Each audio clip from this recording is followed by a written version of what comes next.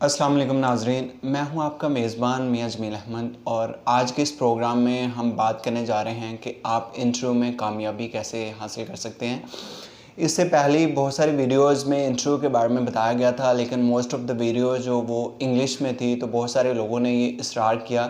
कि आप उर्दू में भी एक वीडियो बना दें या उन्हीं वीडियो को आप उर्दू में ट्रांसलेट कर दें ताकि वो ईज़िली इसको समझ सकें और इससे मुस्तफ़ीद हो सकें। तो आज की इस वीडियो के अंदर विल ट्राई आवर बेस्ट कि हम इससे पहले जो वीडियोस हमने इंग्लिश में बनाई थी उन तमाम की एक समरी इंटरप्रेट कर दे, एक समरी इसके अंदर बयान कर दे ताकि आप उसको आसानी से समझ सकें और आप इंटरव्यू में कामयाबी हासिल कर सकें।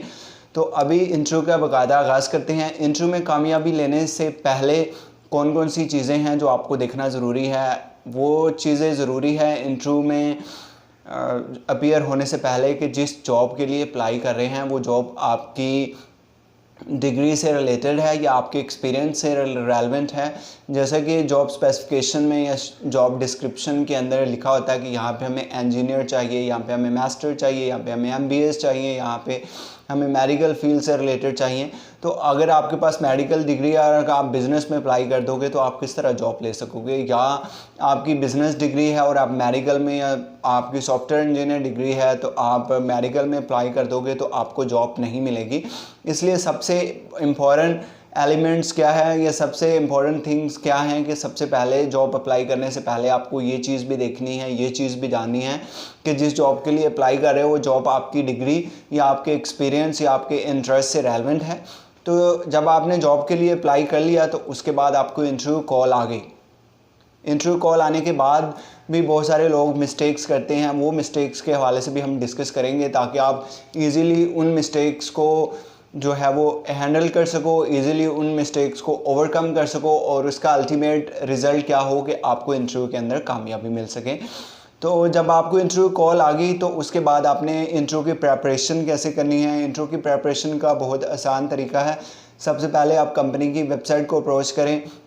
उसमें मोस्ट इम्पॉर्टेंट चीज़ें आपको जानना ज़रूरी है कि ये ऑर्गेनाइजेशन, इंस्टीट्यूशन या डिपार्टमेंट या कंपनी कब बनी थी, और उसके बाद उसके विजन एंड मिशंस को आपने देखना, और सबसे इम्पॉर्टेंट चीज़ उसकी इनकम स्टेटमेंट या उसकी बैलेंस शीट को भी देखना ज़रूरी है। जहाँ जहाँ पे वीकनेस है, जहाँ जहाँ पे शॉर्ट एनालिसिस करना है, अपॉर्चुनिटी थ्रेट्स को भी देखना है आप, और उसके अलावा कहाँ कहाँ पे लैप्सेस हैं, कहाँ कहाँ पे कंपनीज उसको ग्रो कर सकती है, कुछ सजेशन आपने नोट कर लेनी है। ये तमाम चीज़ें करने के बाद इंटरव्यू में अपीयर होने से पहले बहुत सारे लोग ये मिस्टेक्स भी करते हैं कि वो कोई भी ड्रेस पहन के चले जाते हैं। तो इंटरव्यू के कुछ एरिकेट्स होते हैं, कुछ मैनर्स होते हैं, कुछ तरीके होते हैं। हर इंटरव्यूअर एक्सपेक्ट कर रहा था कि इंटरव्यूअर जो भी इंटरव्यू देने वाला मेरे सामने अपीयर हो, वो उसका अपीयरेंस अच्छा लगे, वो उसको पता हो कि वो इंटरव्यू में जाना चाह रहा है, उसको पता है कि अपेरेंटली वो इंटरव्यू में अपीयर हुआ है। तो आपने नीट एंड क्लीन ड्रेस पहनना है, और उसके अलावा आपने जब इंटरव्यू के लिए पहुंचना है उस पर्टिकुलर ऑर्गेनाइजेशन में, तो कोशिश करनी है कि आपको जो टाइम गिवन दिया गया उससे 10-15 मिनट पहले पहुंचे। और उसके बाद जैसे ही आप इंटरव्यू के लिए पहुंच के आपको इंटरव्यू के लिए कॉल किया गया तो सबसे पहले अपने डोर को नॉक करना। बहुत सारे लोग ये भी मिस्टेक करते हैं, बहुत इंटरव्यू के अंदर हमने देखा है कि वो डोर को नॉक नहीं करते या परमिशन नहीं लेते और सीधे अंदर आ जाते और आके बैठ भी जाते हैं। तो ये एक नेगेटिव इन्फ्लुएंस होता है एम्प्लॉयर्स के ऊपर कि आप जो है उसको एक्नॉलेज नहीं कर रहे, उसको वर्थ नहीं दे रहे, उसको रिस्पेक्ट नहीं दे रहे। तो हर इंटरव्यूअर ये भी एक्सपेक्ट कर रहा होता है। तो ये तमाम करने के बाद जब आपने परमिशन ले ली और आपको परमिशन मिल गई बैठने के लिए, तो आपने सबसे पहले सलाम करना है। सलाम is really a good influence, और उससे आपको फ्री में नेकियां भी मिल जाती है और आपका एक अच्छा इन्फ्लुएंस भी पड़ता है अपने एम्प्लॉयर के ऊपर। और उसके बाद जब इंटरव्यू का बाकायदा आगाज़ होगा तो उसके अंदर भी बहुत सारे लोग जो मिस्टेक्स करते हैं या कौन कौन से क्वेश्चंस आपसे पूछे जाते हैं और उनको आंसर आपने किस तरह करना होता है। तो ये तमाम चीज़ें, ये तमाम बातें भी इस प्रोग्राम में हम डिस्कस करेंगे। तो ये आपके 15 से 20 मिनट आपको इस काबिल बना देंगे, you will teach, you will learn, कि आप एक नहीं जिस भी इंटरव्यू के अंदर अपीयर होगे आप इंशाल्लाह उसके अंदर कामयाबी गेन करोगे और इंटरव्यू के ऊपर एक पॉजिटिव इन्फ्लुएंस होएगा आपका। तो इंटरव्यू में जैसे ही आप अपीयर होते हो तो इंटरव्यूअर आपसे पहला क्वेश्चन पूछता है, मोस्ट इम्पॉर्टेंट क्वेश्चन जो आपके इंटरव्यू का है, टेल मी अबाउट योरसेल्फ, कि आप अपने बारे में बताएं। और एक आपने और चीज़ को देखना है कि अगर आपसे उर्दू में कुछ चीज़ पूछी जा रही है तो आपने उर्दू में जवाब देना है, और आपसे अगर कुछ चीज़ इंग्लिश में पूछी जा रही है तो उसका आपने इंग्लिश में जवाब देना है। किसी भी चीज़ के लिए आप ओवर कॉन्फिडेंट ना बने, बल्कि जितना आपको क्वेश्चंस पूछा गया है उसका एक्यूरेटली, प्रॉपरली, एफिशिएंटली और इफेक्टिवली उन्हीं तमाम चीज़ों का आपने आंसर करना है। तो जब आपसे क्वेश्चन ये पूछा गया कि टेल मी अबाउट योरसेल्फ, आप अपने बारे में बताएं, तो आपने कोई भी अपने आप से स्टोरी क्रिएट नहीं करनी। स्टोरी किस तरह की कि आपने अपनी फैमिलीज़ के बारे में बताना शुरू कर दिया, आपने अपने चाइल्डहुड के बारे में बताना शुरू कर दिया, उसके अलावा आपने अपनी हॉबीज़ या हैबिट्स के बारे में बताना शुरू कर दिया। तो इंटरव्यू अगर आपसे ये क्वेश्चन पूछता है तो उसके पीछे एक बेसिक मोटिव क्या होता है कि वो आपसे जानना चाह रहा होता है कि ये पर्सन उस जॉब क्राइटेरिया का या उस जॉब स्पेसिफिकेशन को फिट करता है, और जिसको हम हायर करना चाह रहे हैं ये हमारी ऑर्गेनाइजेशंस के लिए बेनिफिशियल होगा, कि हम जिसको हायर करना चाह रहे हैं वो बेनिफिशियल होगा या नहीं होगा। तो ये तमाम चीज़ें, तमाम बातें एक इंटरव्यू जानना चाह रहा होता है, ताकि वो इंटरव्यू के लिए बेस्ट कैंडिडेट को सिलेक्ट कर सके। तो आपने इसका आंसर क्या देना है, आपने अपनी एजुकेशन लास्ट डिग्री से शुरू करना है कि आपने अपना मास्टर्स इस इंस्टीट्यूशन से किया था, इतने नंबरों से किया था, और उसके अंदर ये चीज़ें लर्न की। उसके बाद अगर आपके पास कुछ एक्सपीरियंस है तो एक्सपीरियंस के बारे में भी आपने बताना है कि इस कंपनी में आपने इतने साल काम किया, ये आपकी ज़िम्मेदारियां थी, इसके अंदर ये आपको प्रमोशंस मिले, इसके अंदर ये आपकी डिसिप्लिन्स थी, ये आपकी कम्युनिकेशन स्किल थी, ये टाइम मैनेजमेंट स्किल थी, ये टीम लीडिंग स्किल थी, या उसके अलावा आपको कौन कौन सी अप्रिसिएशन दी गई, किन किन डेजिनेटेड पीपल ने दी, आपके मैनेजर ने, आपके ग्रुप हेड ने, आपके एचआर ने, कौन कौन से अप्रिसिएशंस मिले और कौन कौन से आपको उसके अंदर प्रमोशंस मिली। तो जैसे ये तमाम चीज़ें, ये तमाम बातें बता देंगे तो आपका क्वेश्चन कंप्लीट हो गया। ये इसको कंसाइज करना है, एक्यूरेट करना है, वो ट्रू आपने चीज़ें बतानी है, ताकि फ्यूचर में अगर वो इसको कंप्लाइंस कर सकें या उसको जान सकें तो उसके अंदर कोई एम्बिगुइटी ना हो। उसके बाद सेकंड मोस्ट इम्पॉर्टेंट क्वेश्चन ये पूछा जाता है कि आप अगर इसे पहली ऑर्गेनाइजेशंस के अंदर काम करते हैं तो उसको क्यों छोड़ना चाह रहे हैं। तो बहुत सारे जो लोग हैं, बहुत सारे कैंडिडेट हैं, इसके अंदर भी मिस्टेक्स करते हैं। वो मिस्टेक क्या करते हैं, वो अपने प्रायर ऑर्गेनाइजेशन की बुराइयाँ करना शुरू कर दें कि इस ऑर्गेनाइजेशन के अंदर एटमॉस्फेयर ठीक नहीं था, एम्प्लॉय ठीक नहीं था, सैलरी ठीक नहीं थी, या उसके अलावा उनका जो बिहेवियर ठीक नहीं था, आपका बॉस आपके साथ गुड नहीं था। तो ये तमाम चीज़ें आपने नहीं बतानी।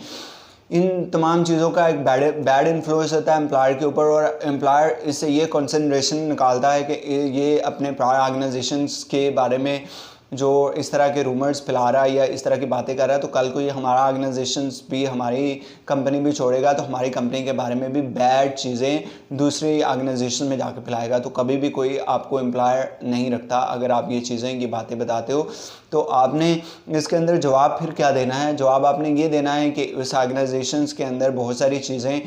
अच्छी थी, लेकिन उसके अलावा कुछ चीज़ें लिमिटेड थी। मैं अपनी करियर्स को इन्हांस करना चाह रहा हूँ, मेरी डिग्री एक अच्छी है, मैं और अपॉर्चुनिटीज़ लेना चाह रहा हूँ और स्ट्रगल करना चाह रहा हूँ, तो इसलिए मैं अपनी प्रायर ऑर्गेनाइजेशन छोड़ना चाह रहा हूँ। उसके बाद मोस्ट इंपॉर्टेंट क्वेश्चन पूछा जाता है कि आपने हमारी ऑर्गेनाइजेशंस को ही चूज़ किया, तो उसके अंदर आपने डिस्क्राइब करना है जो आपने उसके विजन या मिशन में पढ़ा या उसकी स्टेटमेंट के अंदर पढ़ा,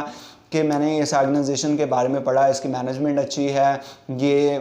इतनी ज़्यादा ग्रो कर रही है, और हम एक्सपेक्ट कर रहे हैं कि लास्ट 5 to 10 ईयर में ये organization will be the top organizations. इसके अंदर ये इसके एसेट्स हैं, ये इन्वेस्टमेंट्स हैं, ये अपॉर्चुनिटीज़ हैं, इन चीज़ों के ऊपर ये काम कर रही है, और इन चीज़ों के ऊपर अगर ये काम कंटिन्यू करेगी तो ये बहुत ज़्यादा तरक्की करेगी, इसकी वेल्थ मैक्सिमाइजेशन होगी, और अल्टीमेटली इसका बेनिफिट एम्प्लॉयज़ को क्या होगा, एम्प्लॉयज़ की सैलरी अच्छी होगी, एम्प्लॉयर्स को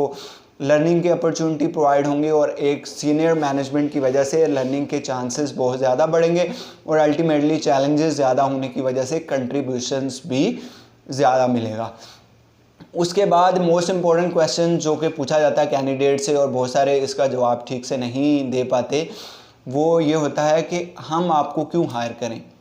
आपके अंदर वो कौन कौन सी क्वालिटीज़ हैं। बेसिक एम्प्लॉय ये जानना चाह रहा होता है कि आपके अंदर कौन से ट्रेड्स हैं, कौन सी क्वालिटीज़ हैं जिसकी बिना पर आपको हायर किया जाए। तो बहुत सारे कैंडिडेट भी इसके अंदर मिस्टेक्स करते हैं, वो इसको ठीक से या तो इंटरप्रेट नहीं कर पाते या कंप्रीहेंड नहीं कर पाते, समझ नहीं पाते, और उसका आंसर इस तरह से करते हैं कि जी मैं यहाँ पे इंटरव्यू देने आया हूँ इसलिए आप मुझे हायर करें, या इस तरह के स्लैंग्स आंसर देते हैं जिनके पीछे कोई लॉजिक नहीं होता। तो इसलिए आपने इसके अंदर मोस्ट इम्पॉर्टेंट क्वेश्चंस हैं जो आपको टिप्स शेयर करने जा रहा हूँ, यही आपने आंसर करना है और इसका एक अच्छा इन्फ्लुएंस होगा आपके एम्प्लॉयर के ऊपर, जो आपका इंटरव्यू ले रहा है, जो एचआर मैनेजर है या जो एचआर हेड है, वो अगर आपसे इंटरव्यू ले रहा है तो उसके ऊपर एक अच्छा इन्फ्लुएंस होगा।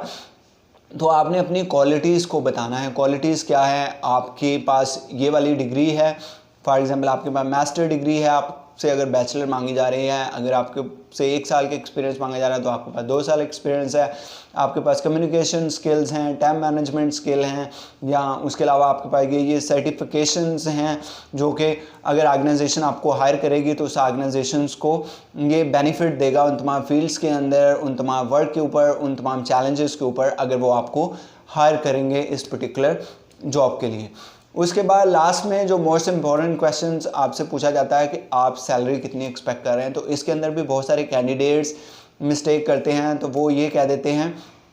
Here you need to give worth yourself. आपको अपनी कदर जाननी है, आपको ये पता होता है कि आप कहाँ पे लाइज कर रहे हैं, आपको ये पता होता है कि आप